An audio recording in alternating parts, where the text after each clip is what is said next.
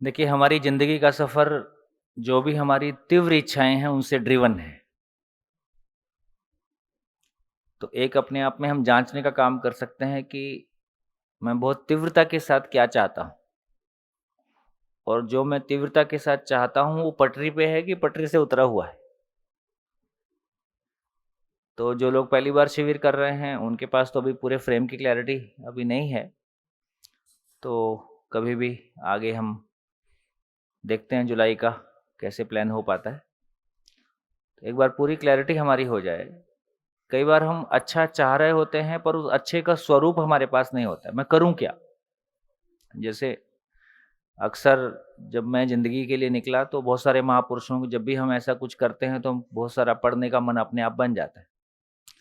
तो सबको पढ़ने के बाद ये समझ में नहीं आता कि मैं क्या करूं, मेरी परिस्थितियों में नेक्स्ट स्टेप क्या होगा। तो जब तक ज़िंदगी पूरी तरह से खुलती नहीं है और ज़िंदगी के बारे में हमारी क्लैरिटी नहीं बनती है, तब तक अपनी ज़िंदगी के स्टेप्स नहीं बनते। कि मैंने स्वामी विवेकानंद जी को पढ़ लिया, मैंने किसी गांधी जी को पढ़ लिया, किसी और को पढ़ लिया, उससे एक उत्साह बनता है कि नहीं, बहुत सारे लोगों ने अच्छा किया है, हम भी कुछ अच्छा कर सकते हैं। केवल 2 वक़्त की रोटी ज़िंदगी की ज़रूरत है, मकसद तो नहीं है ना? तो धीरे-धीरे अपने आप को कम करें। बताइए, आज मैं कुछ नहीं कहना चाहता, सुनना चाहता हूँ। आप जो भी कुछ जो लोग पहली बार हैं या जो लोग पहले से भी हैं, मिल-जुल के हम कोई बात कर सकते हैं। बताइए। जो कुछ प्रोसेस चल रहा है उसको लेके कोई बात करनी हो वो कर सकते हैं। कुछ अपने मन में ज़्यादा कुछ पर्सनल होता नहीं है, ऐसी बहुत सारी बातें हैं जो हमको पर्सनल लगती रहती हैं। सबके साथ ही वैसे ही रहता है। हमको लगता है कि अकेले में बैठे तो कुछ बात करें, लेकिन लेकिन मैंने पाया कि ज़्यादा कुछ पर्सनल होता नहीं है, लगभग वैसा ही सबके साथ चल रहा होता है। बल्कि समूह में करने से और हम हल्के हो जाते हैं। हमको पता चलता है मेरे साथ ही नहीं चल रहा है, सबके साथ कम ज़्यादा ऐसे ही कुछ हो रहा होता है। हाँ जी। Good morning everyone. हाँ जी, नमस्कार। सर, मेरा एक ये सवाल था कि ये अमूल्य जो ज्ञान है, नॉलेज है, तो ये कैसे प्राप्त हुआ? मतलब उनके बारे में आप कुछ बता सकेंगे? आदरणीय नागराज जी, उनका जन्म कर्नाटक में हुआ, डिस्ट्रिक्ट हसन बोलते हैं, 1920 में शायद, है ना? एक बुक है दिव्य पथ के नाम से, उसमें उनकी पूरी जर्नी शेयर की है उन्हीं के द्वारा। तो मेरे को लगता है कि वो पढ़ लेंगे तो ज़्यादा एक सटीक जानकारी और एक चीज़ें। जीवन विद्या एक परिचय करके एक बुक है जिसमें उनकी जर्नी भी आती है, एक तरह से उनका बोला हुआ है। 99 में एक रिकॉर्डिंग हमने उनके साथ की थी जिसमें कि उन्होंने पूरा जीवन विद्या मध्य दर्शन का इंट्रोडक्शन दिया था, वो वीडियो था। उसको सुन के फिर हमने एक बुक बनाई जिसको जीवन विद्या परिचय के नाम से मतलब प्रकाशित किया गया। तो वो बुक भी है। 2 चीज़ें देखने से काफ़ी एक व्यू दर्शन का भी आ जाएगा और जर्नी का भी आ जाएगा। और बोलिए। हाँ जी। Good morning everyone. નમસ્કાર સર. હું જ્યારે અહીંયા આવ્યો ત્યારે મેં એવું વિચાર્યું હતું કે 3 દિવસમાં મને ઘણું જાણવાનું ને શીખવાનું મળશે, જે જનરલી બધા વિચારે. हिंदी में बोल सकते हैं? હા હા हाँ, હા. तो मेरे को बहुत जोर लगाना पड़ता है। ના, આમાં શું છે, ગુજરાતી પ્રેમ છૂટતો નથી હજી. हाँ एंड मैं जब यहाँ पे आया था हाँ। तो मैंने सोचा था कि कुछ जानने को मिलेगा, सीखने का मिलेगा. आपके बारे में भी काफ़ी सुना था.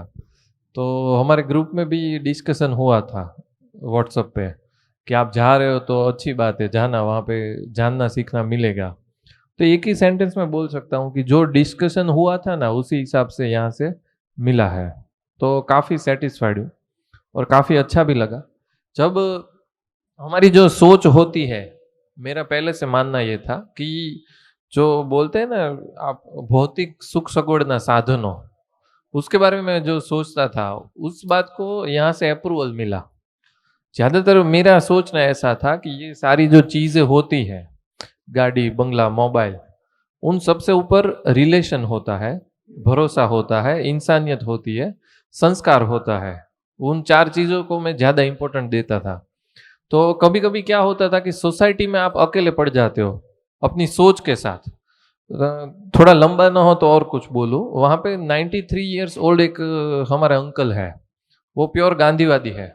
हम लोग उनके साथ काम करते हैं, हम लोग एक नेचर थेरेपी सेंटर खोल रहे हैं, काफ़ी रीजनेबल में वो पब्लिक को पड़ेगा, मतलब फीस के बारे में। तो मैंने उनके साथ भी डिस्कशन की थी कि कभी कभी क्या होता है कि हमारी जो सोच होती है वो सोसाइटी से अलग होती है थोड़ी, भौतिकवाद जो है पूरा, उनसे मेरी सोच थोड़ी अलग है। तो उन्होंने भी मेरे को बोला था कि आप कभी ऐसा मत सोचना कि आप अकेले हो, आप अपनी बात को पकड़ के रखो, लास्ट में जो है ना कहीं से आपको अप्रूवल मिलता रहेगा।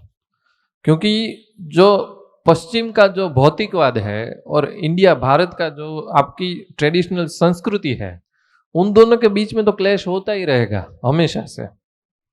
तो आप इंडिया भारत की जो आपकी सोच है ट्रेडिशनल जिसे आप बोलते हो, वो ट्रेडिशनल सोच को पकड़ के रखना। तो जब मैंने आपसे यहाँ पे मिलना हुआ, आपको सुना, इन लोगों से मिला सबको, और ये 3 दिन का ये अटेंड किया मैंने, तो मेरे को ऐसा लगा कि नहीं चलो ये अच्छी बात है कि धीरे धीरे भी ये सोच आ रही है सोसाइटी में। एज आई टोल्ड यू, मैंने कल भी शायद आपको बोला था कि जो हम सोचते हैं उनको अप्रूवल मिलता है तो हमको काफ़ी अच्छा लगता है कि भाई हम गलत नहीं सोच रहे हैं। यहाँ से आपने इंसानियत है, भरोसा है या स्वीकृति है, सबसे ज़्यादा बात आपने ट्रांसपेरेंसी की है। अभी जो बोला कि ज़्यादातर क्या होता है कि हम लोग सोचते हैं कि प्राइवेसी प्राइवेसी, अब ये वर्ड जो है काफ़ी पॉपुलर होता जा रहा है लोगों की लाइफ में। फिर शादी के बाद तो और भी हो जाता है कि हमारी जो बात है उनको जो है पर्सनल रखो। तो आपने जैसे बोला कुछ पर्सनल जैसा होता ही नहीं है, लेकिन वहाँ पे काफ़ी हद तक, हाँ काफ़ी हद तक कि ट्रांसपेरेंसी की कमी होती है, कॉन्फिडेंस की कमी होती है। अगर आप मेरे को कोई पर्सनल बात पूछोगे तो मैं शायद 50 लोगों के बीच में नहीं बोल पाऊंगा, जो आपके साथ अकेला बैठ के मैं बोल सकता हूँ। तो वहां पे वो सोच आ जाती है कभी कभी, पर बढ़िया अच्छा लगा। बढ़िया बढ़िया, थैंक यू। खूब बढ़िया, खूब बढ़िया। हाँ जी, और कुछ? मैं मेरी लाइफ की बात करूँ तो मैं हमेशा भविष्य से और भूतकाल से थोड़ा परे था। मैं वर्तमान में जीना हमेशा तय करता था कि कौन मेरे आसपास है उसके साथ मैं टाइम स्पेंड करूँ, क्या मेरे आसपास है उससे मैं खुशी पाने की कोशिश करूँ। मतलब कल क्या होगा वो कल देखेंगे, पीछे क्या हो गया है उससे मैं आज अपने पे मतलब थोड़ा भरोसा जता पाता था और पर वीकनेस नहीं फील करता था कि भाई मैं कर सकता हूँ। ये पहले से मेरा रहता था। मतलब लाइफ में देखो तो भौतिक जो सुख सुविधाएं हैं उसको मैं बहुत मिनिमाइज कर पाया था मेरे लिए कि मैं इससे चल जाएगा, कुछ ज़्यादा ज़रूरत नहीं है। इवन कभी सैलरी नहीं आती थी, मतलब 15 दिन 30 दिन भी निकल जाते थे, ठीक है आना होगा तब आ जाएगा, अभी ज़रूरत है उतने तो पड़े अंदर। तो वो तब की सोच मेरी बन गई थी। बट वही सोच जब हम घर पे देखते हैं, घर वालों को बोलते हैं कि भाई ऐसा क्या फ़र्क पड़ता है, अपना है आ ही जाएगा घूम फिरा के। तो वो सोच में क्लेश होती थी पापा के साथ, मतलब इवन मम्मी के साथ बातचीत ज़्यादा होती नहीं है, वो भावुक होते हैं, वो लॉजिक से बातचीत करके डिबेट नहीं करते। वो ऐसा बोलते हैं कि ठीक है तुम्हें जो समझ लगता है तू करो, फिर अंदर अंदर दुखी होते रहते हैं। उनको मतलब ये मानसिक बीमारी सही डायबिटीज़ भी है अभी।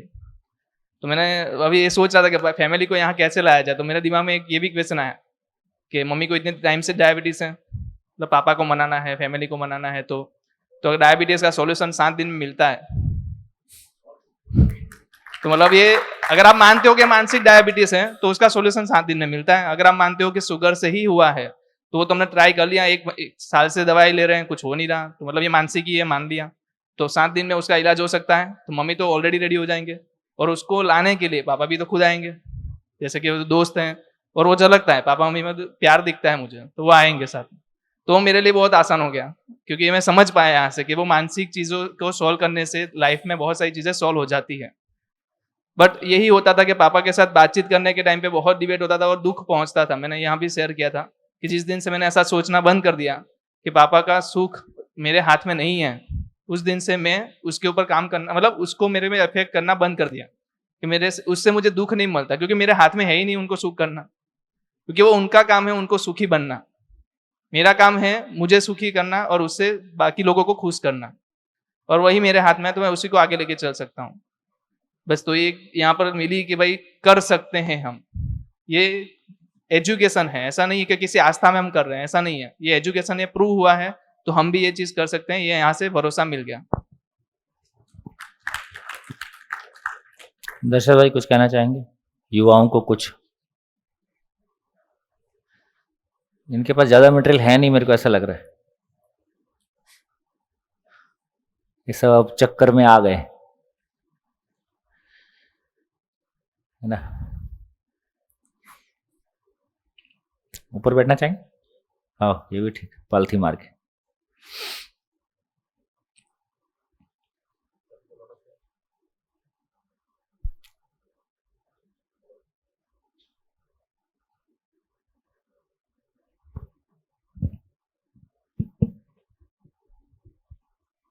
सभी को नमस्ते। आज सबका चेहरा देख के ऐसा लग रहा है कि 3 दिन जो साथ में रहे उसका खुशी सबके चेहरे पे दिखता है। सबके चेहरे इजी हो जाते हैं, हाँ, आराम में आ जाते हैं। आराम में आ जाते हैं। तो मेरे को भी कुछ लंबी बात नहीं करनी है, लेकिन मैं इतना ही कहना चाहता हूँ कि आप लोगों को ये उम्र में ऐसे देखते हुए और ऐसे ये विचार से आप लोग जितने मतलब कल का जो शेयरिंग वगैरह हुआ उससे जो आप लोग कुछ लेके जा रहे हैं ऐसा एक महसूस होता है, और उसके ऊपर से उससे इतना अंदर से खुशी मिलता है कि ये कितना बड़ा काम है। लाइफ देने का काम भैया जो कर रहे हैं वो कितना बड़ा काम है। वो अपनी बहन जी जो ईडर वाले, नमस्ते दिनेश भाई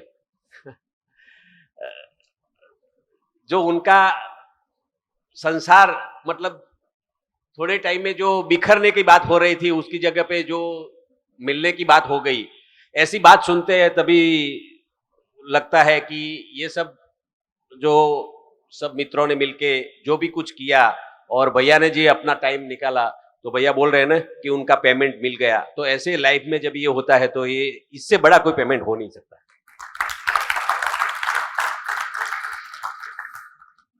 और इसकी वैल्यू आप पैसे में नहीं कर सकते।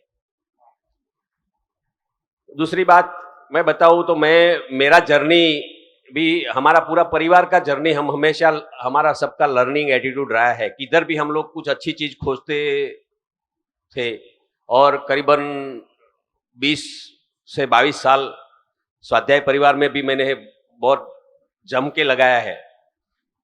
और जब भी कुछ भी अच्छी चीज मिलती है, इससे अच्छी चीज मिलती है, ऑटोमेटिक मतलब क्या है कि अपने को ये लग रहा है कि ये तो कुछ अलग ही चीज है।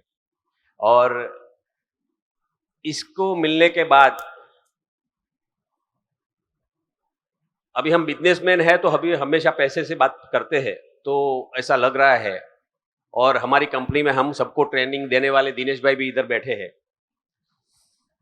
और उनके थ्रू ही हमको ये जीवन विद्या का पहले ये मैसेज मिला।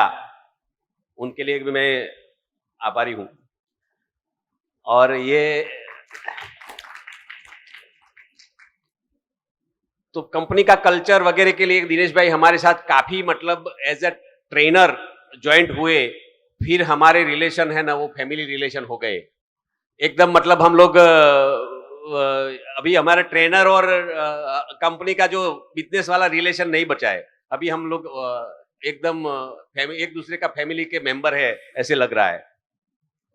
अभी 13 दिन हम लोग उधर मानव तीर्थ में जाके आए, तभी हम दिनेश भाई और हम साथ में ही थे।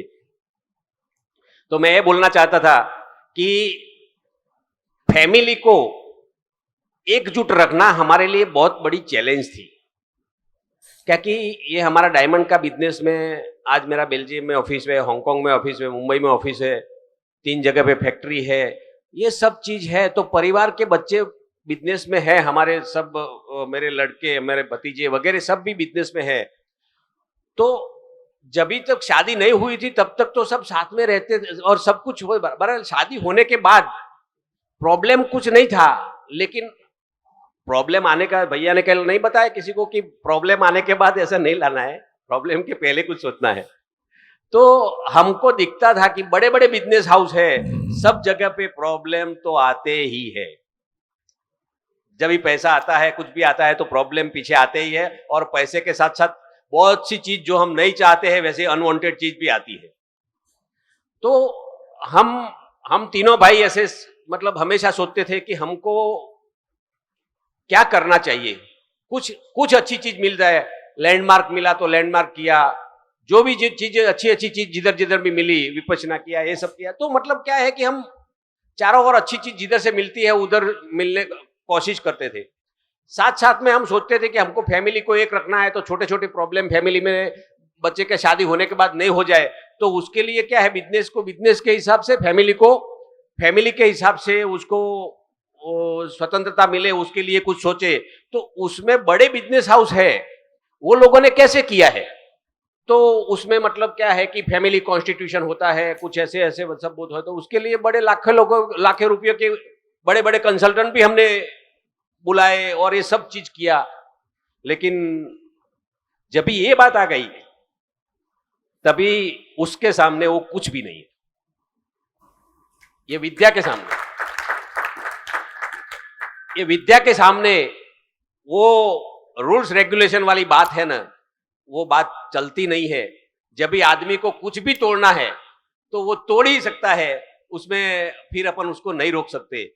तो ये बात जब भी आई और पूरा फैमिली ने ऐसा डिसाइड किया कि हमको ये साथ में ये करना है, और बच्चे, हमारे लड़के, बहुए, सब लोग और तीसरी पीढ़ी भी सब साथ में मिलके हमने ये जो फिर से एक बार पहले किया था, लेकिन फिर से जब ये जर्नी चालू किया तो मतलब सबका, हमको ये लग रहा था कि बच्चे लोग उसको कैसे मतलब करते हैं, लेकिन ये बात इतनी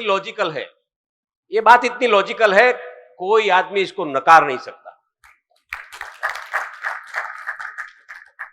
तो यंग जनरेशन सबने ये बात स्वीकार की कि ये बात एकदम काम की बात है। और उसके बाद जो फैमिली में साथ में रहने के जो मजा चालू हुई है, वो हकीकत में बहुत अंदर से इतना अच्छा फीलिंग होता है कि शायद बिजनेस ज्यादा कम जो भी होए, लेकिन जो साथ में रहने का जो संबंध का सुख है, उसका एहसास अभी हम ले रहे हैं। और इसमें क्या होता है कि जब भी समृद्धि और समाधान आता है, तभी फिर तीसरा काम क्या रहता है कि हमारे जैसे बाकी के लोगों के लाइफ में भी ऐसे समृद्धि समाधान कैसे आए, उसके लिए हम किधर सहयोगी हो सके, वही हमको बड़ा काम दिखता है। और उसके पार्ट के हिसाब से यही बड़ा काम समझ के हमेशा साथ में रहने का और एक काम को सहयोग कैसे कर सके, उसके लिए हम जो भी छोटा मोटा कोशिश है वो करते हैं। और इसके लिए भैया को भी मैं बोल रहा हूँ कि हमारे जैसे कईयों की लाइफ में उन्होंने भी जो ये बात अपना बाबा जी का संदेश देके जो इतना बड़ा परिवर्तन आ रहा है, और इससे आगे का भविष्य मेरे को बहुत सुखद लग रहा है।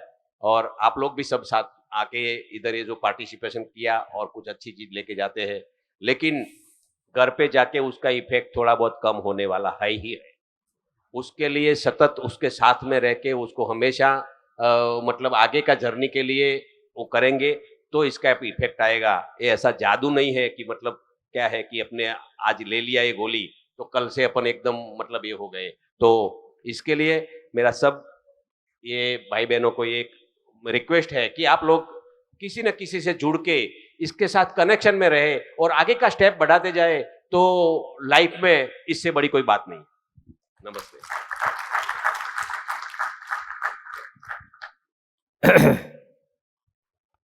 जीवन विद्या मैं 2 साल से कर रही हूँ, पर मन से तो 3 शिविरें किए, पालिताना की, मांडवी की, और ये मेरी तीसरी है। पर मेरे को ऐसा लग रहा है कि मेरा कॉन्फिडेंस अप हो रहा है, और अभी मैं अध्ययन के लिए, कल ही मेरे को क्लिक हुआ कि मेरे को सीरियसली अध्ययन करना चाहिए। और फिर एक बात ये भी करनी है कि मेरा स्वभाव ऐसा जिद्दी है, वो मेरे पापा के साथ ही है, तो मेरे को मेरी वो जिद कम करनी चाहिए ऐसा लग रहा है कि पापा के साथ ही मैं जिद्दी व्यवहार करती हूँ, दूसरों के साथ तो ठीक है। बस यही। Thank you.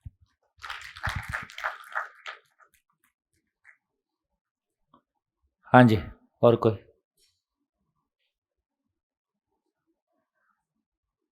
बोनी भाई, जिग्नेश भाई, आ जाओ, कम से कम इंट्रोडक्शन। प्रजापति जी आइए आइए, आपसे कुछ लोग को मिलवा देते हैं। देखिए, जो बात अभी दशरथ भाई ने कही कि यहाँ से जाने के बाद, अभी तो खैर आपकी मेरी दृष्टि में शुरुआत ही नहीं हुई है ना, एक गहरी शुरुआत अभी नहीं हुई है। लेकिन यहाँ से लौटने के बाद अपना उत्साह बनाए रखें, और यदि जुलाई तक हम सोच रहे हैं तो उस समय तक एक अच्छा होमवर्क हो जाए, ताकि जब हम बैठें, देखिए आपके साथ दोहरी जिम्मेदारी है। जैसा कि हम प्लान कर रहे हैं कि मान लो कुटुंब साथ में आते हैं, लेकिन जैसे जैसे आगे बढ़ेंगे तो कुटुंब हर बार हमारे साथ नहीं आ पाएंगे। तो यहाँ अध्ययन करना, उधर अपने परिवार में अध्ययन कराना, ये दोनों जिम्मेदारी यदि हम लेके चलते हैं तो उससे हमारी गति बहुत अच्छी होगी, लेकिन उसके लिए हमारी तैयारी बहुत लगेगी। तो इसलिए हस्बैंड वाइफ के रूप में जो पेयर्स यहाँ आ रहे हैं, वो अभी ये भी एक संयोग है, सुखद है या दुखद है, कि कोरोना काल में हमको टाइम मिलता है। तो कोरोना काल में मिले हुए इस टाइम को बहुत प्रॉपरली यूटिलाइज किया जाए। बिल्कुल जिस तरह हम किसी कंपटीशन की तैयारी करते हैं, जब हम दिन के 8-10 घंटे भी लगा देते हैं, यदि टाइम है तो 8-10 घंटे लगाओ।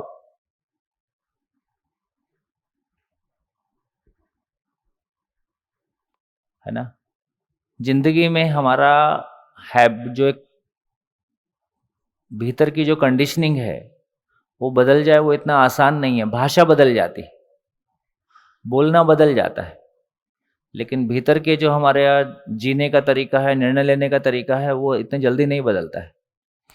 तो यदि हम कुछ बड़ी उपलब्धियां पाना चाहते हैं और आगे एक बेहतर जिंदगी पति पत्नी के रूप में, परिवार के रूप में, बच्चे के साथ एक अच्छी जर्नी देखना चाहते हैं, तो ये मेरे बोलने से या मेरे जैसा कोई भी बोले उसके बोलने से नहीं होने वाला है।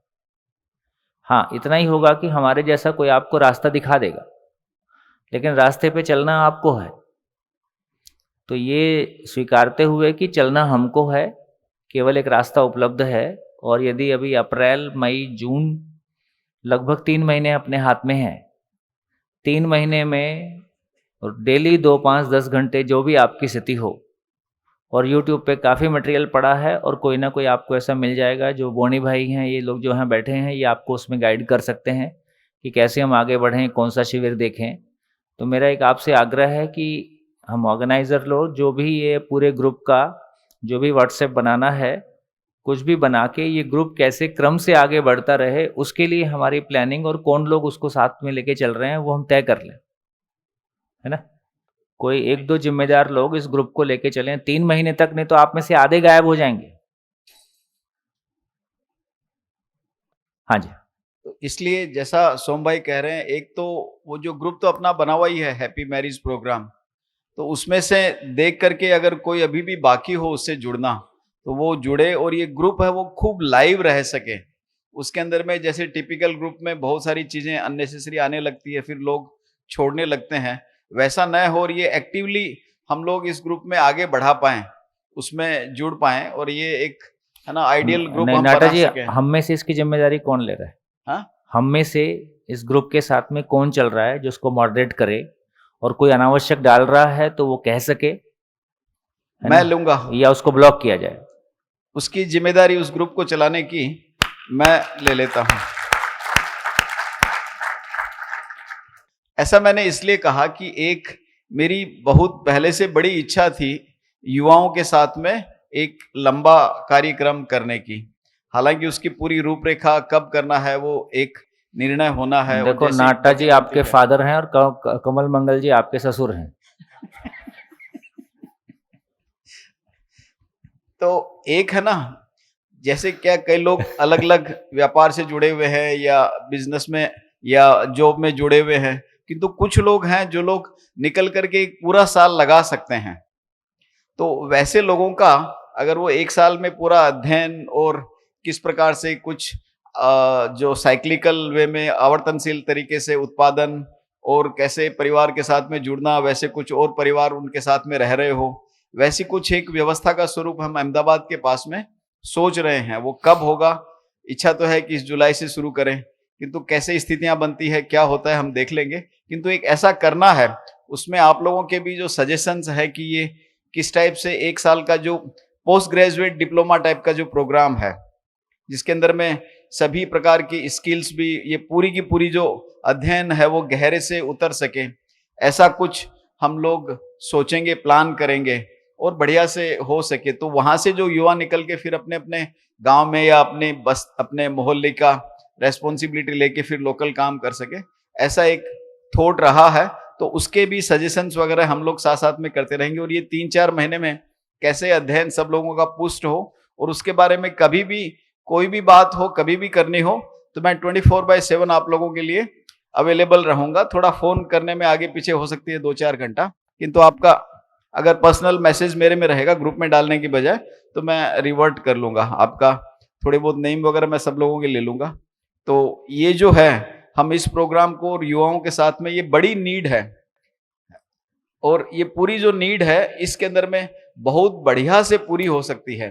क्या है कि ये कंप्रहेंसिव सॉल्यूशन ढूंढने के लिए, जैसे दशरथ भाई ने कहा, वैसे मैंने भी खूब सारी कोशिश की कि इच्छा तो पहले से थी कि कैसे ये मानवीय व्यवस्था है वो बने, क्यों रोना धोना पड़ता है, क्यों झगड़े होते हैं, क्यों वॉर होते हैं, क्यों टेंशन होते हैं, है ना, क्यों नहीं बढ़िया से जी सकते, क्यों गरीबी है। तो ये जो प्रश्न थे, इन सब के पूरे गहरे उत्तर इसके अंदर में बढ़िया से मिले हैं। हर व्यक्ति, हर परिवार, पूरा समाज, पूरा राष्ट्र, पूरा विश्व है वो बढ़िया से जी सकता है, और उसी के लिए ये पूरी मानवीय व्यवस्था, मानव है वो बना हुआ है। तो हम लोग मिलकर के युवा उस टाइप की अगर निकलते हैं और जिम्मेदारी लेते हैं तो ये काम हम लोग बहुत तेजी से बढ़िया से आगे बढ़ा सकते हैं। तो ये एक छोटा सा मैं विचार आप लोगों के साथ में छोड़ना चाह रहा था। बस इंट्रोडक्शन आपका कर दें ताकि आप लोग टच में रह सकें। नमस्ते।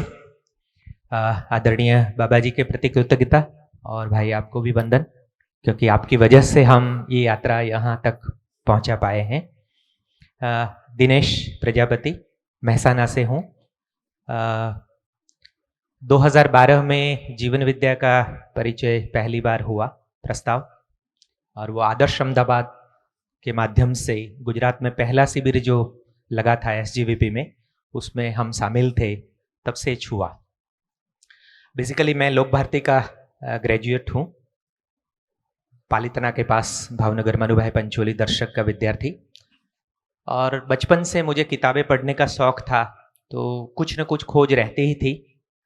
और 15 साल जॉब करने के बाद मैंने 2002 में जॉब छोड़ा था कि कुछ खुशी मिले, ऐसा कुछ काम करना चाहते थे।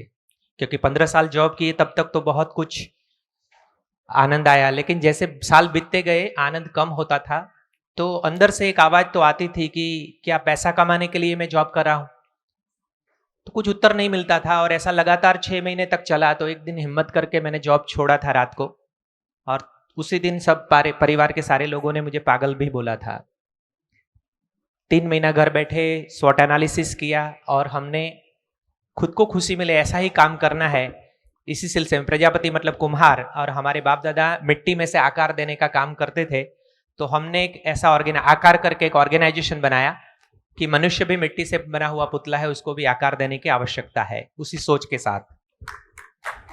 और ये सारी प्रेरणा मिली थी डॉक्टर सर्वपल्ली राधाकृष्णन का एक सेंटेंस हमने पढ़ा था, मनुष्य पंछी की तरह हवा में उड़ना सीखा, मछली की तरह पानी में तैरना सीखा, लेकिन यही मनुष्य को मनुष्य की तरह कैसे जीना है वो भी शेष है। तो हमने सोचा कि मानव की तरह कैसे आए, ऐसा कुछ काम करते हैं। तो उसी सिलसिले में मैं बहुत कुछ ओएसिस में, लैंडमार्क फोरम में, विपश्यना में ओशो को पढ़ा, और बहुत कुछ गांधी को पढ़े। तो बहुत कुछ पढ़ते पढ़ते जो हमारी समझ में आया था वो हम लोगों को कैसे बांटे। तो मैंने 2002 में जॉब छोड़ा और ट्रेनिंग को प्रोफेशन बनाया, बिजनेस बनाया कि लोगों की ज़िंदगी में। और मौका अच्छा था कि अर्थक्वेक के बाद बहुत सारी NGO काम कर रही थी, वहाँ काम किया। और नरेंद्र मोदी जी जब CM पद पे आए तो कर्मयोगी वाइब्रेंट गवर्नेंस जो शुरू किया था, उसमें पहले 5 ट्रेनर में मैं भी था। क्लास 1 से लेके क्लास 5 लोगों को ट्रेनिंग करते थे, बहुत कुछ सीखे। टाटा में और कॉरपोरेट में गए, पूरे देश के 10 राज्यों में हम ट्रेनिंग का काम करते थे और उसी सिलसिले में 2012 में ये प्रस्ताव मिला तो तुरंत एक्सेप्ट हुआ, गए, बहुत अच्छा लगा। लेकिन उस टाइम मेरा ध्यान वही था कि ये यहाँ से सीखूं और वो मेरे अपने ट्रेनिंग प्रोफेशन में कैसे उसको डिलीवर किया जाए ताकि मैं अच्छे ट्रेनर के तौर पे अपने आप को स्थापित कर पाऊं। तो आया और उसका बेनिफिट भी मिला, प्रोग्रामों में उसकी गहराई बढ़ी, वो सब हुआ। लेकिन आगे जाके पता चला कि ये तो पूरा नहीं पड़ता है, क्योंकि जब तक जीने में नहीं आएगा तब तक ये नहीं होगा। और उसी समय ऐसा आया कि ये मेरा बेटा बॉनी है, वो कॉलेज में पढ़ रहा था। उसी टाइम सुरेश पटेल जी वो लीडरशिप के प्रोग्राम भी करवा रहे थे। तो वो मैं भी उनको बचपन से यही करता था कि पढ़ाई में कम मार्क्स आए तो कोई चिंता मत करना, तुम जो अदर एक्टिविटीज है उसमें कुछ ना कुछ हिस्सा लेना, क्योंकि अच्छा मानव के रूप में तुम्हें पेश आना है इस धरती पर। तो ऐसे प्रोग्राम में वो गया, तो वहां से भी उनको ये जीवन विद्या के बारे में वो तारीफ मिली।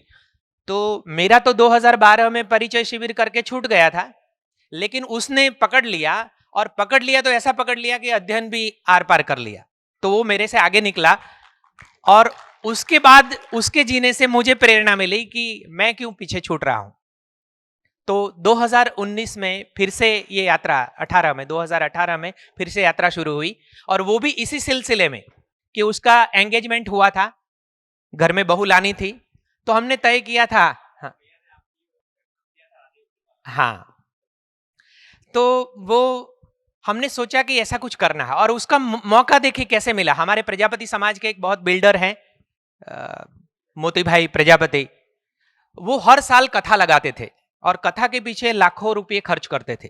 उसका प्रणामी संप्रदाय का हर साल लगाते थे, और हम लोग हमारे समाज के युवाओं लोगों को प्रेरणा देने के लिए हम लोग अंबाजी एक प्रोग्राम में गए थे। तो वहां गब्बर पे बैठे थे और उन्होंने बोला कि मैं हर साल कथा के लिए खर्चा तो करता हूं, लेकिन ये साल बेटे मना कर रहे हैं, नहीं करना है।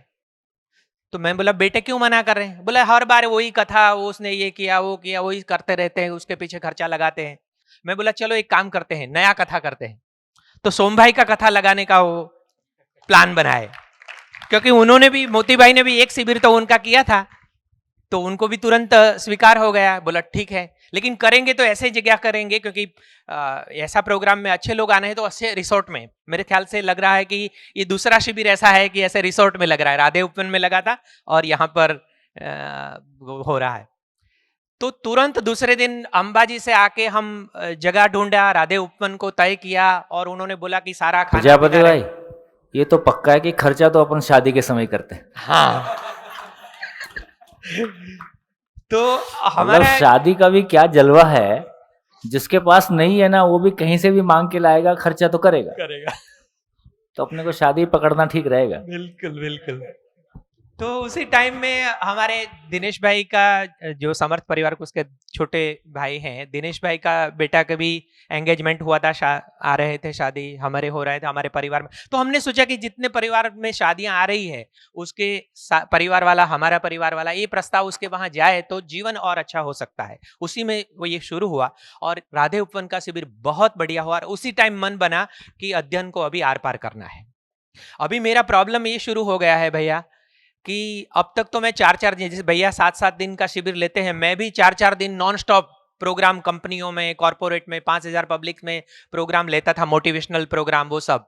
अभी मेरी बोलनी बंद हो गई है, क्योंकि पहले हम बाहर से जिंदगी की सफलता के कुछ वो हमारे व्याख्याएं कुछ और थी, और अभी कुछ और है।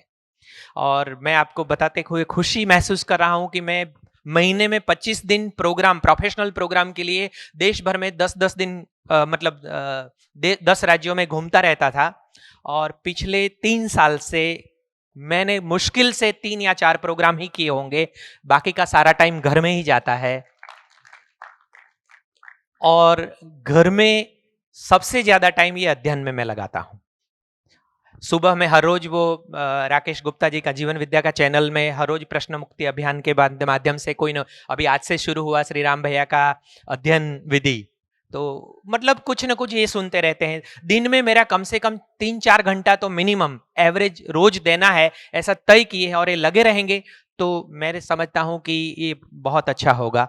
तो मुझे तो बहुत खुशी हुई जब आपने ये किया। बॉनी को भी, ये पति पत्नी को यहाँ आना था, लेकिन कुछ बीमारी की वजह से वो नहीं आ पाए, तो हमने सोचा कि आज आप सबके दर्शन कराएं, तो इसके लिए यहाँ पधारे हैं। धन्यवाद। सभी को नमस्कार। मेरा नाम बॉनी है, जैसे पापा ने वैसे परिचय बोनी दिया। भाई, आइडिया ये अच्छा है कि 7 फेरे 7 दिन के नाम से एक सीरीज चला दे। जिसके यहाँ भी शादी हो, वो शादी करने वाले दोनों पक्ष तो 7 फेरे 7 दिन शिविर करेंगे, ऐसा टाइप का कोई आइटम चला दो और ये सिस्टम में आ जाए। 7 फेरे 7 दिन। भैया हम लोग भी ऐसे करते थे। मैं ऐसा प्रोफेशनल कुछ ट्रेनर करो। के रूप में हाँ। एक्चुअली 2008 में हमारे प्रजापति समाज के पूरे गुजरात भर के जितने वो जो है समाज 651 समूह लग्न हुआ था, 651 कपल्स का। और उसके पहले हम 2007 में लातूर उस्मानाबाद में हैप्पी कपल प्रोग्राम करने के लिए गए थे। रिटर्न में आए और फीडबैक बहुत अच्छा आया। 3 दिन में बोले कि ये समझ हमको अगर मैरिज की शुरुआत में मिली होती तो बहुत अच्छा लाइफ होगा। तो हमने और मेरे पार्टनर ने चिंतन किया और उसी के दूसरे साल में ये समूह लग्न 651 बरगोड़िया का समूह लग्न हो रहा था। तो हमने जो ऑर्गेनाइज थे उनके सामने प्रस्ताव रखा कि क्यों ना ये सारे लोगों को हम 1-2 दिन का 3 दिन का ट्रेनिंग में से गुजारे। और वो लोगों को बहुत अच्छा लगा। पूरा अंबाजी हमने होटल सब बुक किए थे और 3 दिन का बड़ा टेंट लगा के करीब करीब 1500 लोगों का 3 दिन का शिविर किए थे। तो ये प्रस्ताव तो बहुत सबको मंजूर होगा। और गुजरात में समूह लग्न बहुत होते हैं। हर समाज में ये बात फैला दे कि समूह लग्न के बाद जितने कपल है उनके प्रोग्राम करेंगे तो मेरे साल से बहुत अच्छा चलेगा। हैप्पी मैरिज के जो प्रोग्राम अभी क्लैरिटी ऑफ पर्पस की बात हो रही, तो मैं उसी के सिलसिले में बात करूंगा। इंजीनियरिंग ख़त्म होने के बाद मतलब 1 साल गूगल के साथ भी काम किया बेंगलोर ऑफिस में। वो देखा कि क्या कॉरपोरेट कल्चर है। बचपन के पापा के साथ भी मतलब क्या वो डेयरी सेक्टर में, एनजीओ सेक्टर में, तो वहाँ भी वैकेशन होता तो उनके साथ काम करता। तो वहाँ की लाइफ और ये सब देखा कि मतलब कितने भी पैसे कमा लेंगे पर रहना तो परिवार से अलग ही रहना होगा। तो वो मेरे को मंजूर नहीं था। मेरे को गाँव पसंद थे, मेरे को मतलब फैमिली पसंद था। तो उस सिलसिले में छोड़ा कि चलो भाई अपने मम्मी पापा के पास ही रहेंगे और बाहर कहीं पे नहीं जाना है। 2014 में इंजीनियरिंग ख़त्म हुआ और 15 तक मतलब फ्रीलांसिंग काम अपना सॉफ्टवेयर का जो था वो घर से ही करता था मैं। लेकिन मतलब आगे क्या करना है वो क्लैरिटी नहीं थी उसमें, मतलब कैसे आगे बढ़ा जाए। मतलब तब तक तो क्या कि जब अपना पढ़ाई ख़त्म हो जाता है तो घर में शादी की भी बात होती है। तो मतलब था कि यार मतलब कौन लड़की आएगी, कैसे आएगी, मतलब ये पता ही नहीं था, कि क्लैरिटी ही नहीं थी तब। उसके बाद 15 में सुरेश भाई पटेल गांधीनगर से, उनका शिविर जो था मतलब पहले तो हम ट्रैकिंग प्रोग्राम पे गए थे साथ में। उसके बाद एक लीडरशिप प्रोग्राम था और उसके बाद उन्होंने प्रपोज किया मेरे को कि आप जीवन विद्या शिविर में भी आए। तो मैंने वो एक्सेप्ट कर लिया। पहला शिविर भी समर डायमंड का, उनका भी मैं कृतज्ञ हूँ कि तिरुपति में शिविर लगा हुआ था। तो पापा और मैंने साथ में किया वो शिविर। तो वो शिविर से मेरे मतलब आइडियोलॉजीज थी, मतलब जो भी थी उसमें बहुत बड़ा शिफ्ट आया। मतलब कि क्या कि पैसे कमाने से मतलब यहाँ भी रह के ये कमाना है, और मतलब जो था वो थोड़ा शिफ्ट आके मतलब मैं जो ढूंढ रहा था एक्चुअली सबसे ज़्यादा इस दर्शन की अच्छी चीज़ लगी हो मेरे को, वो जीवन क्रिया थी। मतलब जीवन नाम की कोई एंटिटी है और वो मतलब अभी तक सुनते थे आत्मा परमात्मा ये सब क्या है। तो मैं 10th में था तब से, तो वो अगरबत्ती वो सब करना तो छोड़ ही दिया था। और उसी सिलसिले में मम्मी से झगड़ा भी होता रहता था कि ये तू नास्तिक हो गया है। तो आस्तिक होने का मतलब पर्पस मिल गया। तो ये मतलब जो था वो स्वीकार हो गया। और उसके बाद मैंने 2-3 शिविर और किए सुरेश अंकल के। एक शिविर तो होस्ट भी कर लिया। उसके बाद जो थे कि आपका पहला शिविर मैंने राजकोट में आत्मीय में किया था। उस टाइम उत्तरायण का टाइम था, लेकिन लगा कि चलो उत्तरायण को पतंग चगाना छोड़ देते हैं और शिविर में चलते हैं। वो शिविर से मेरे को ये मतलब क्लैरिटी बन गई कि मतलब शिविर करने से क्या होता था कि शिविर किया, फिर गए, थोड़ा इम्प्लीमेंट किया, और फिर मतलब क्लैरिटी उतनी नहीं ज़्यादा बनती थी, तो फिर मतलब फिर से शिविर में जाता था। तो ऐसे 2-3 साल तक चला। लेकिन 18 में जो शिविर था ये अध्ययन बिंदु शिविर था। तो उससे ये पता चल गया कि मेरे को अध्ययन करना है, क्योंकि मतलब जब पूरा कैनवास क्या है, क्या सजावट है पूरे अस्तित्व में प्रकृति की, वो मेरे सामने मतलब नहीं आएगी एक प्रस्ताव के रूप में, तो आया था, लेकिन और गहराई से मैं उसको देख ना लो जिक्सो पजल को, तब तक मतलब क्या है कि मैं छोटा मोटा करता हूँ और फिर फेल होता हूँ, तो फिर से मतलब शिविर करने आ जाता हूँ। यही सिलसिला चलता था। तो अध्ययन करने का मन बना लिया कि वहाँ भी ग्रुप अच्छा राजकोट का आत्मीय का बन गया, और हम हापुड़ जाते थे। तो हापुड़ में दर्शन का कर्म दर्शन तक हुआ। हाँ, दिल्ली के पास है हापुड़। तो उसके बाद जब ये है कि मतलब एंगेजमेंट करने की अब बात हो रही थी, तो ये लगा कि एंगेजमेंट करना है, मतलब शादी करनी है, तो एक और दुविधा आ गई कि मतलब इतना समझने वाली लड़की मिलेगी कि नहीं मिलेगी पहले तो मतलब सोम भैया से भी इससे बात होती रहती थी। सोम भैया ने बोला कि प्रकृति पे भरोसा करो, प्रकृति ने मतलब इतनी भी खराब नहीं है। शिविर में ले आना, उसके बाद मैं देख लूंगा। तो शिविर साथ में किया, लेकिन आप सबके लिए भी ये बात है, 4 शिविर करके आदमी का व्यवहार बहुत खराब हो सकता है, और बिना शिविर किया व्यक्ति बहुत अच्छे व्यवहार का हो सकता, सामान्य में अच्छे व्यवहार का हो सकता है। तो इससे कोई मतलब नहीं, इससे कोई मतलब, शिविर कोई ऐसी चीज नहीं है जो बिल्कुल 0 और 1 जैसी कोई एक्टिविटी करता है। तो इसका मतलब है कि मैंने इनसे भी यही कहा, आपसे भी यही कहता हूँ कि अस्तित्व पे भरोसा रखो। जो आपके लिए होगा वो चुन के आप तक पहुंच जाएगा, जो पहुंच गया वो आपके लिए था, ऐसा स्वीकार किया जाए। अब जो मेरे लिए है वो स्वीकार किया जाए का मतलब फिर पूरा स्वीकार किया जाए, उसकी कमियों के साथ स्वीकार किया जाए, क्योंकि मैं भी अधूरा हूँ, मैं भी पूरा नहीं हूँ। तो थोड़ा सा भी हम लॉजिकल और थोड़ा सा भी हम न्यायपूर्ण सोचना शुरू करते हैं, तो मैं स्वीकार पाता हूँ कि यार मैं भी अधूरा हूँ। मैं अधूरा हूँ तो सामने वाले से पूरे की उम्मीद क्यों करूँ। चलो, और दोनों बैठ के उसको बातचीत करेंगे। देखो मेरी ये वीकनेसेस हैं, मैं मेरी ज़िंदगी में, तो 1-2 सेकंड के लिए आपको रोक रहा हूँ। मैं मेरी ज़िंदगी में जॉब रिज़ाइन, मैंने कहा ना, मैंने 3 महीने बाद जॉब से रिज़ाइन किया, और मेरी वाइफ अपने 6 भाइयों की इकलौती बहन, 5 साल वो दामाद ढूंढे तो मेरे जैसा मिला, वो भी 3 महीने में धोखा दे गया। तो क्या उठापटक हुई होगी। लेकिन ये सारी गाड़ी निकलने का एक ही मतलब था, जहां मेरी कमी है मैंने खुल को उसको स्वीकार किया और दूसरे से सहयोग की अपेक्षा की। भाई यहाँ मेरी कमी है, तुम मेरे को सपोर्ट करो, मैं जैसा भी हूँ ऐसा ही हूँ। तो यदि हम दूसरा आपसे पूर्णता की अपेक्षा नहीं कर रहा है, पर आपसे ये अपेक्षा तो कर रहा है कि आप जैसे हो वैसे अपने आप को स्वीकार लो। जैसे ही हम जैसे हैं वैसे अपने आप को स्वीकारते हैं, सामने वाला आपकी जिम्मेदारी ले लेता है, बोले जा निश्चिंत हो जा, मैं हूं। ऐसे सही कहा भैया आपने कि मतलब क्या होता है कि पहले एंगेजमेंट होता है ना, तो मतलब क्या लगता है, सब गार्डन गार्डन लगता है, मतलब सब कुछ ठीक ही है। पर जब शादी के बाद साथ में रहने का होता है, क्योंकि पहले क्या होता है कि मतलब वाइफ होती है वो पहले इतना मतलब अपने घर में आना जाना रहता है, लेकिन रहती नहीं है अपने साथ। जब साथ में रहती है तब पता चलता है कि मतलब बैलेंस करना पड़ता है कि मम्मी के साथ भी और वाइफ के साथ भी, मतलब जब जॉइंट फैमिली में रहते हैं तो। क्योंकि क्या होता है कि मतलब एक नए घर से आई हुई मतलब जो है वो अपना एक अलग कल्चर है, उनका मतलब एक मानसिकता परवरिश अलग है। तो ये दृष्टि ये शिविर की वजह से मिली मेरे को, कि मतलब कैसे देख पाए उसको, और कैसे मतलब उसको अकेले में, मतलब जैसे बोलते हैं ना कि कोई गलती करना जानबूझकर नहीं चाहता है, अगर की है तो मतलब शाम को हम अपने बेडरूम में होते हैं तब कुछ भी होता है तो आराम से हम दोनों बात कर लेते हैं, सबके सामने मतलब उतना ये सब नहीं रहता है। तो इससे क्या होता है कि अपने हम दोनों के बीच में मतलब एक विश्वास वाली जो बात होती है, तो वो अच्छा हुई, बढ़ने लगी। दूसरा कि मतलब अगर मम्मी का पक्ष लेके कुछ भी मतलब किया जाए तो बोला कि वो मम्मी का ही सुनता है, ऐसा भी मतलब जनरलाइज लगता है। अगर वाइफ का बोला है तो मम्मी बोलेगी कि बैरिनो થઈ ગયો। मतलब इन दोनों के बीच में मतलब कैसे एक बैलेंस किया जाए दोनों का, ये भी मतलब ये अच्छे से शिविर की वजह से मैं ये बोल सकता हूँ कि मतलब स्थिति आई है।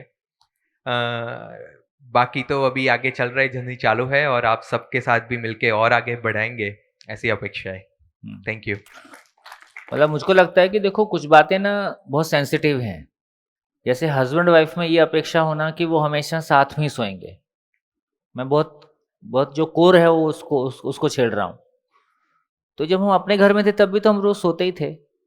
तो हर चीज को बहुत बांध के रखना, भाई कई बार जैसे मान लो मेरी वाइफ को जल्दी सोने का मन है, मैं थोड़ा सा 10-11 बजे तक सोता हूँ, वो सुबह 3 बजे उठ जाती है, उसको गौशाला जाना होता है। तो यदि हमारे सोने के रूटीन अलग अलग हैं, या मेरे को रात को बैठ के कोई किताब पढ़नी है या मेरे को बैठ के सोचना है, तो मैं उसके साथ बैठ के खटपट खटपट करता रहूँ, ये भी ठीक नहीं लगेगा। तो इसका मतलब ये हुआ कि दोनों में, जो मैंने पहले कहा कि हम दो दोस्त हैं, और दोस्त का मतलब है कि दूसरे की जिंदगी में हस्तक्षेप ना करते हुए उसको सपोर्ट करना। फिर मैं अलग सोऊं कि साथ सोऊं, है ना? तो जितना हम चीज़ों को रिलैक्स कर देते हैं, जितना हम इजी हो जाते हैं, हम अपने अपने आप को एज ए ह्यूमन बीइंग तो बहुत कम देख रहे होते हैं। अधिकांश पत्नी के रूप में देख रहे होते हैं, अधिकांश माँ के रूप में देख रहे होते हैं, या मेरी इच्छा कैसे पूरी होगी इसको सोच रहे होते हैं। तो मैं मेरे परिवार के दूसरे लोगों की इच्छाओं के पूरा करने में कैसे, क्या मैं दे सकता हूँ। जो देने वाले मोड में आ जाता है उसको सब कुछ मिलने लगता है, जो लेने वाले मोड में आ जाता है वो भिखारी हो जाता है ना?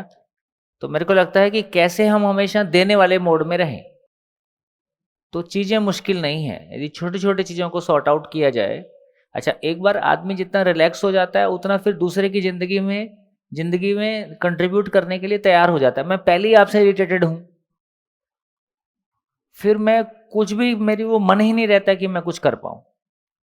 तो अभी का जिस तरह का हमारा बचपना है, मैं इसको बचपना कहूंगा, तो मैं कहूंगा कि अभी बच्चों की शादी होती है और हम बच्चे होते हैं और बच्चों टाइप जिद करते हैं और बच्चों टाइप जीते हैं। बच्चों टाइप जी के आप सम्मान नहीं पा सकते। सम्मान आप तब पाते हैं जब आप पूरी फैमिली को संभाल के चलते हैं और दूसरे को आप कंट्रीब्यूट करके चलते हैं। तो आप बच्चे वाले मोड में हो कि आप बड़े हो गए हो, इसको भी अपने आप में तय करो, तो बहुत कुछ निकल के आ जाएगा जी। सभी को नमस्ते, मेरा नाम जिग्नेश है और पहले तो मैं सबके प्रति कृतज्ञ हूँ, सोम भाई, आदरणीय नागराज जी, और जिनसे भी सहाय मिली अभी तक की मेरे को समझ बढ़ाने में, उसके प्रति कृतज्ञ हूँ। और सबसे पहले मैं यही कहना चाहूँगा कि ये पति पत्नी वाला जो रहा, ठीक है, तो इसको मैंने संबंध के हिसाब से जैसे समझा इस दर्शन को, उस तरीके से मेरे को समझ में आया कि काम तो मेरे पे करना है। अगर मैं शायद पत्नी के साथ हूँ या भाई बहन के साथ हूँ या मम्मी पापा के साथ हूँ, किसी के भी साथ हूँ, चाहे उसकी कोई अयोग्यता है, कोई भी अयोग्यता हो सकती है, तो उसकी अयोग्यता से मैं कैसे डिस्टर्ब ना हो, मैं अपने में कैसे बना रहूँ। हम ऐसे सोचते हैं कि मेरे को अच्छा वाला मिल जाए, वो मिल जाए, वो तो बाहर का वातावरण है ना, उससे अपने अंदर के वातावरण में कुछ फर्क आ जाएगा ऐसा कुछ नहीं है। अगर अपना अंदर का वातावरण एकदम स्टेबल है तो फिर बाहर के वातावरण को कैसे हैंडल करना है वो आ जाता है। तो अपने वातावरण को कैसे सुनिश्चित किया जाए, उसके लिए कैसे अध्ययन किया जाए, जहाँ पे मेरी कमी है उसको कैसा देखा जाए, अगर मैं किसी के साथ जी नहीं पा रहा हूँ तो उसको कैसे सुनिश्चित किया जाए, अगर मेरी कमी है जो भी है, किसी के साथ जीना नहीं बन रहा, किसी के साथ कुछ भी हो रहा है, पति पत्नी के साथ हो सकता है, माँ बाप के साथ हो सकता है, भाई भाई के साथ, जहाँ पे भी कमी है उसको मैं कैसे सुनिश्चित किया जाए। तो कमी तो मेरे अंदर है ना, मैं उसके साथ नहीं जी पा रहा हूँ, तो अपनी समझ को कैसे बढ़ाया जाए। उस तरीके से जब भी कोई भी बर्ताव होता है तब मैं अपने में देखता हूँ कि अपनी समझ को कैसे बढ़ाया जाए। उसके लिए बढ़िया उसके लिए वो समझ बढ़ाने के लिए मेरे को क्या करना पड़ेगा। एक शिविर कर लो तो भी ठीक है, अध्ययन कर लो तो भी ठीक है, किसी से बात कर लो तो भी ठीक है, वो कमियां को पहचान के उसको सुनिश्चित करने की बात है। मेरे वाला शिविर है, इसीलिए मैंने इस तरीके से थोड़ा बढ़िया देखिए, एक तो बात सिंपल सी है कि जब भी हम जिम्मेदारी स्वीकारते हैं हम बड़े हो जाते हैं। तो पहले ये देखा जाए कि यदि मैं बहू के रूप में किसी घर में गई हूँ तो मैंने मानसिक रूप से, भावनात्मक रूप से क्या स्वीकारा हुआ है।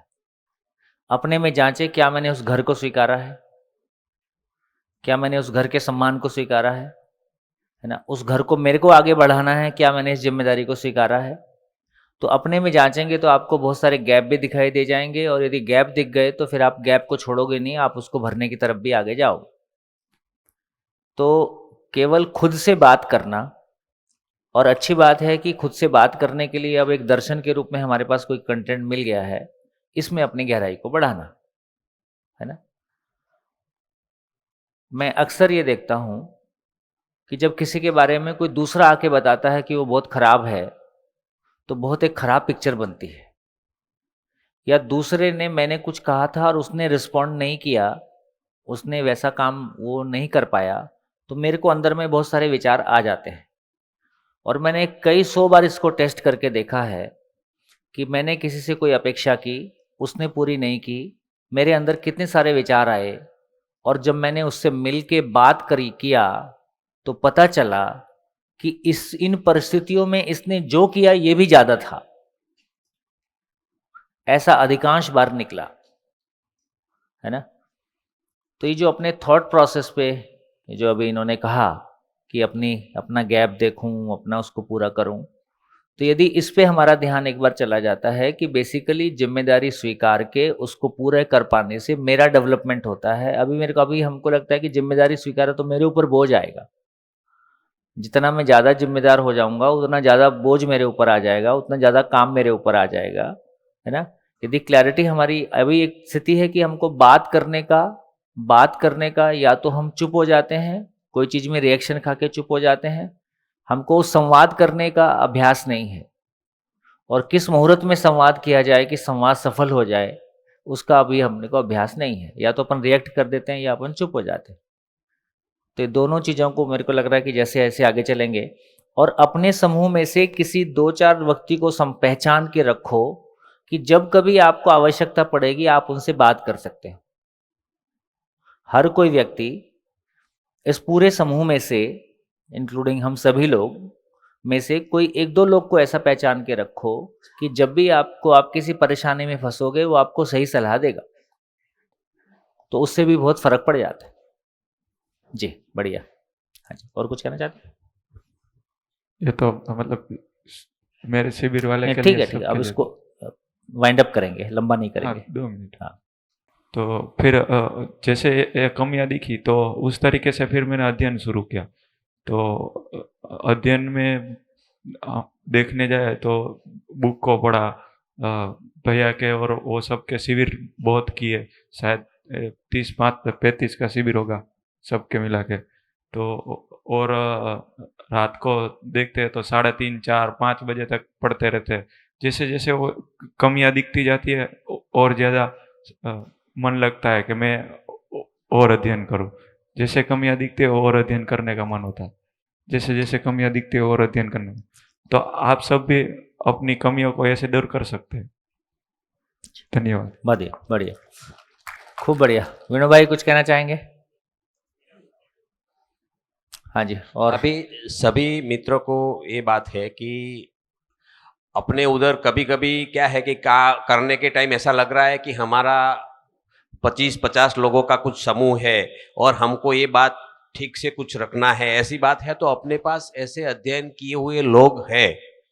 और वैसे 50-50 लोगों का कुछ 1 दिन का 2 दिन का ऐसा आप कुछ भी सोच रहे हैं तो अभी ग्रुप में हम अपना एक जीवन विद्या का गुजरात का एक सेंट्रल नंबर है, उस ग्रुप में रखते हैं।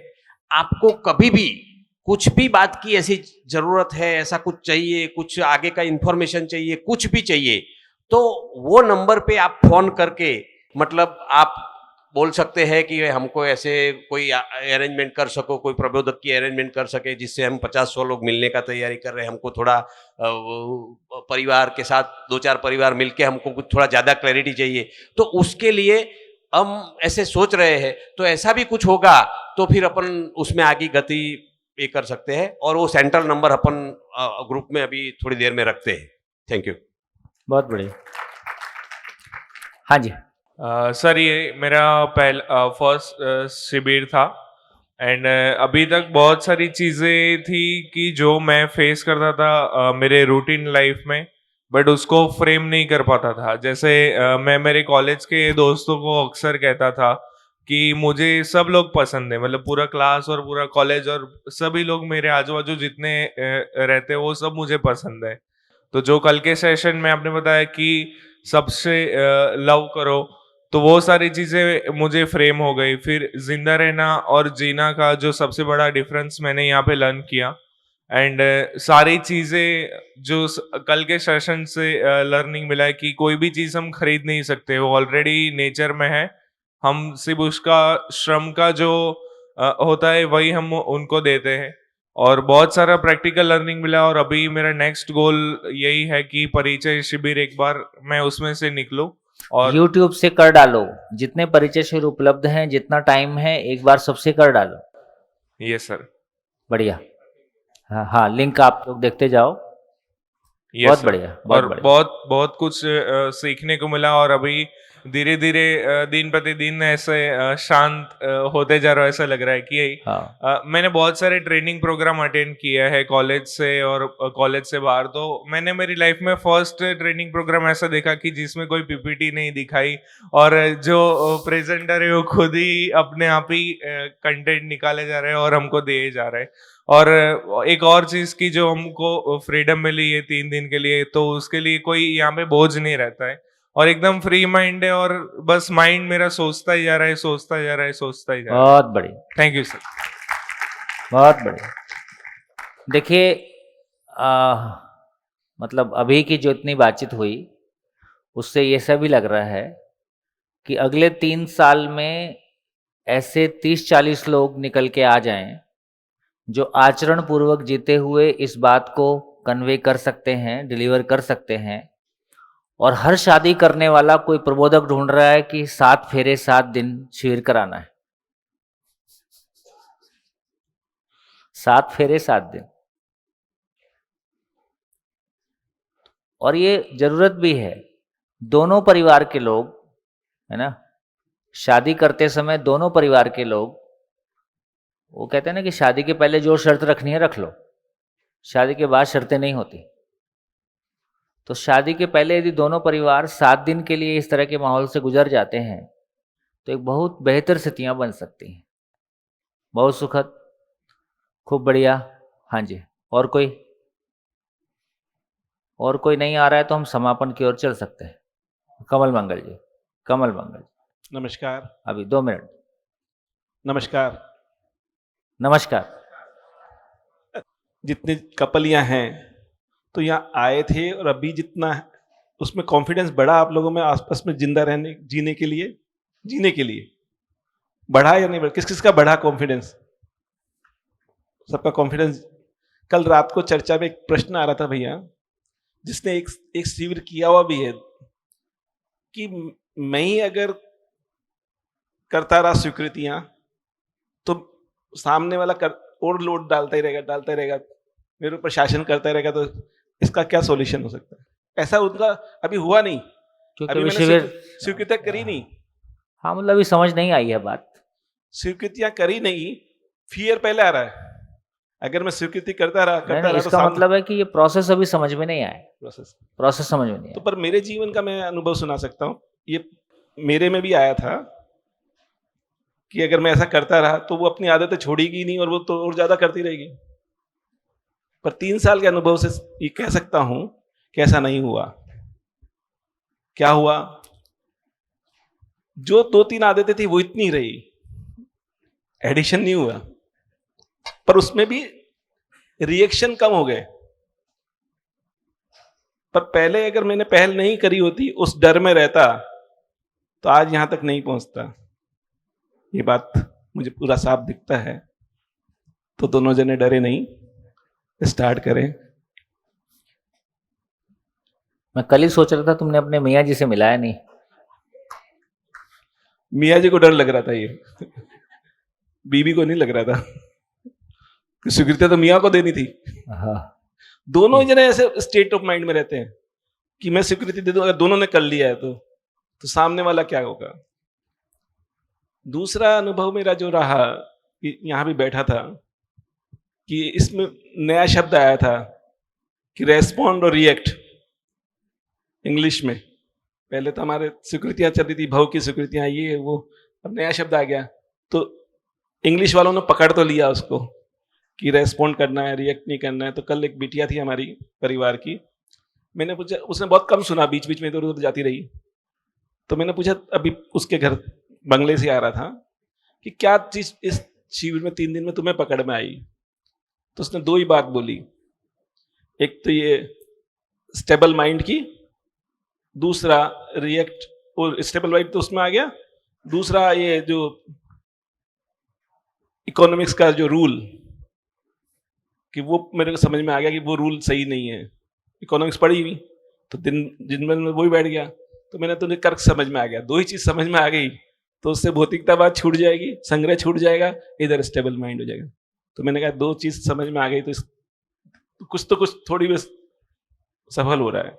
तो इस शिविर में ऐसा लगता है जब बातों से, बोनी भाई की बात से यार, और इसने तो डरा ही दिया, 30 शिविर कर लिया तो भी मुझे अभी तो अध्ययन की जरूरत पड़ रही है ना। जिग्नेश ने डरा ही दिया, डरने की बात नहीं है इसमें। मैंने जो अनुभव से पाया, हर एक शिविर में आपको कुछ न कुछ गति होगी। ये ऐसा नहीं है कि कॉलेज पढ़ने के बाद, मतलब 12th पास के बाद ही एडमिशन मिलेगा बाद में, ये ऐसी स्थिति इसमें नहीं है। जितना जिस शिविर में जो पकड़ा, जितना चला, उसमें सुख तो उतना सुख तो मिलता ही जाएगा। तो तुम्हारा सुख, मतलब अपना सुख तो बढ़ेगा ही। ऐसा नहीं होगा कि सुख में दूसरे में करूंगा तब वो सुख मिलेगा, तीसरा करूंगा तब मिलेगा, फिर तो लगेगा सुख तो मिलेगा ही नहीं। पर इसलिए पहला क्वेश्चन किया, जितना आए थे और आज जा रहे हैं, भले कितने शिविर किए, कॉन्फिडेंस तो बढ़ा नहीं बढ़ा जीने का। जीने का कॉन्फिडेंस बढ़ना ही अपने आप में खुशी है। और ये खुशियां जब मिलती रहेगी ना, तो दूसरी खुशियां अपने को, दूसरी कमियां सताएगी नहीं। खुशी जब बड़ी मिलती रहेगी, कमियां तो हम सबके जीवन में है, दूसरे के परिवार में है, संबंध में है, वो सताएगी नहीं, सताना बंद हो जाएगा। और मेरी खुशी तो बहुत है कि परिवार जब साथ आया और सब तीनों ने सुना, टाइमली सुना। वैसे अभी कोई दिख नहीं रहा है सब रात को 4 बजे सोए हैं, 4 o'clock AM सोए हैं, वो पार्टी आर्टी करके खुशी की। मेरे पहले ही पूछ लिया था, हम पार्टी करें तो ना तो नहीं करोगे रात को। मैंने तुम दिन को, तुम्हारी जितना जो करो, तुम, एक भैया ने कहा ना, लिया हो फिर मेरी जिम्मेदारी बिठाने की। तो वो सफल हुआ, ले तो मैं आया लोग देखे, पर उन्होंने पूरा टाइम टू टाइम किए सारे शिविर, सारे मतलब सेशंस।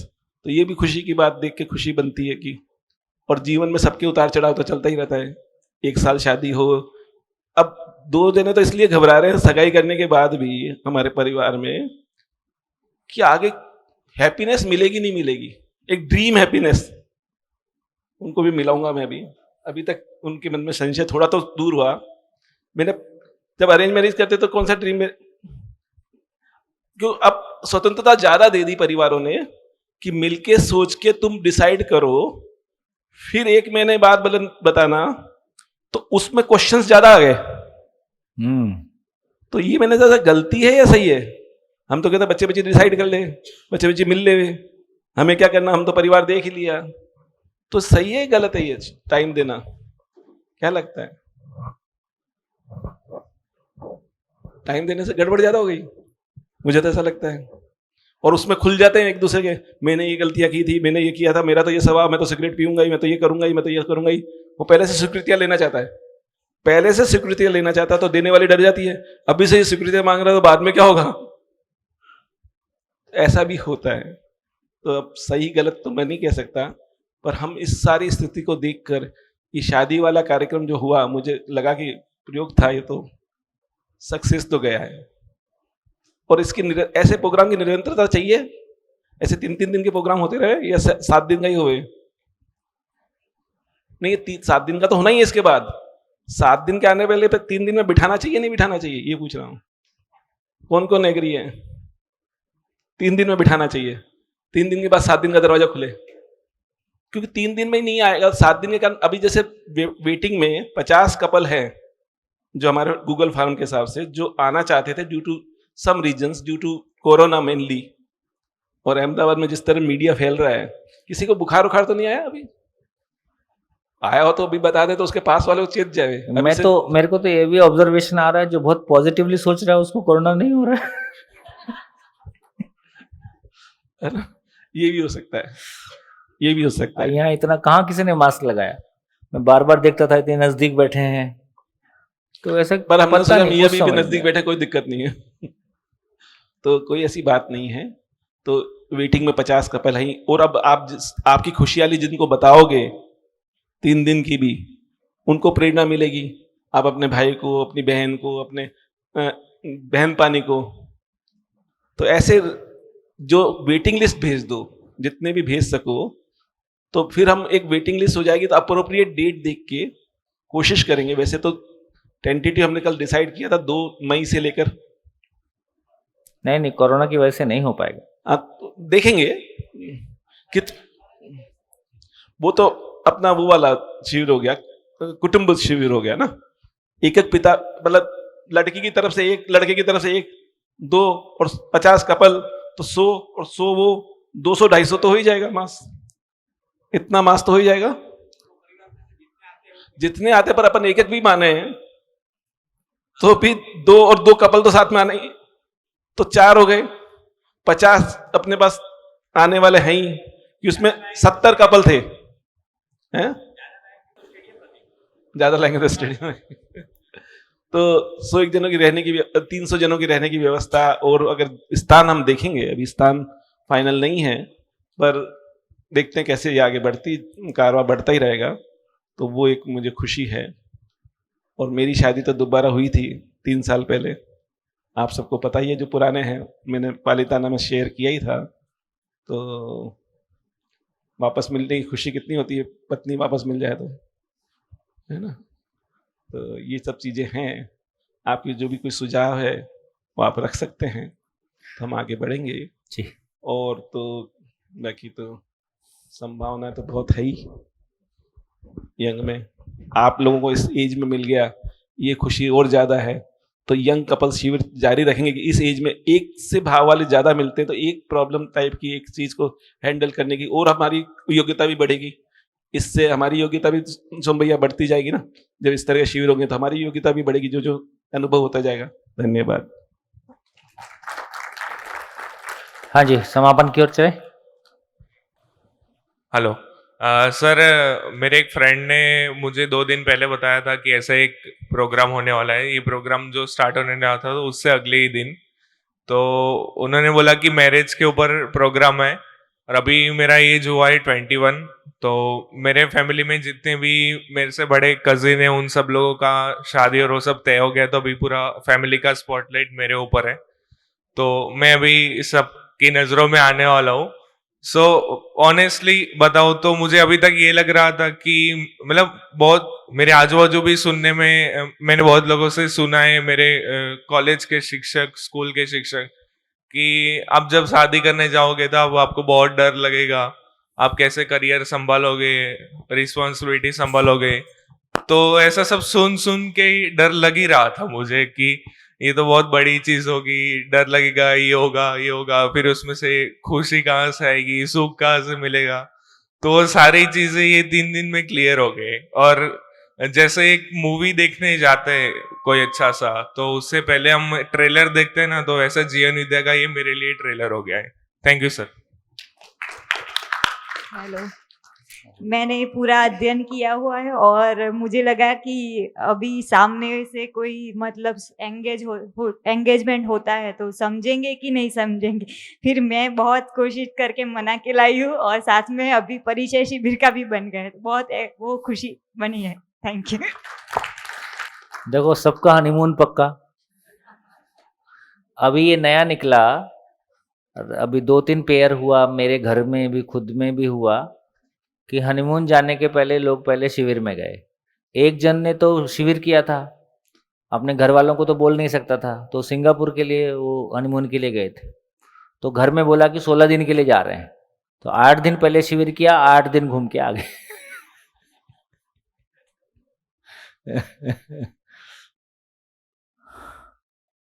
हाँ जी, बताइए। शुभकामनाएं, सभी को शुभकामनाएं। फिर मिलेंगे जुलाई में। धन्यवाद, नमस्कार। खूब बढ़िया। देखो, और कुछ होना हो, कम से कम ये तो लगता है कि हम अकेले नहीं हैं। देखिए, मेरे को तो ये भी लगता है कि जैसे मैं शेयर करता हूँ कि मैंने कभी दिल्ली छोड़ा और मैं बस्तर में चला गया, जहाँ हमारा पीछे भी कोई नहीं गया, आगे भी कोई नहीं जाएगा। लेकिन कोई भी अपनी जड़ों को, अपने घर परिवार को ऐसे नहीं छोड़ता है। मजबूरी होती है या कोई बहुत बड़ा, तो मैं तो कहूँगा मेरी तो उसमें मजबूरी थी। तो हमको कोई दूसरा मिलता ही नहीं था जिससे बात कर लें। मतलब कोई दूसरा ऐसा व्यक्ति मिल जाए जिससे बात करके वो ये भी कह दे यार ठीक सोच रहा है, इतना ही बस कह दे, उतने के लिए भी हम कभी कभी तरस जाते हैं।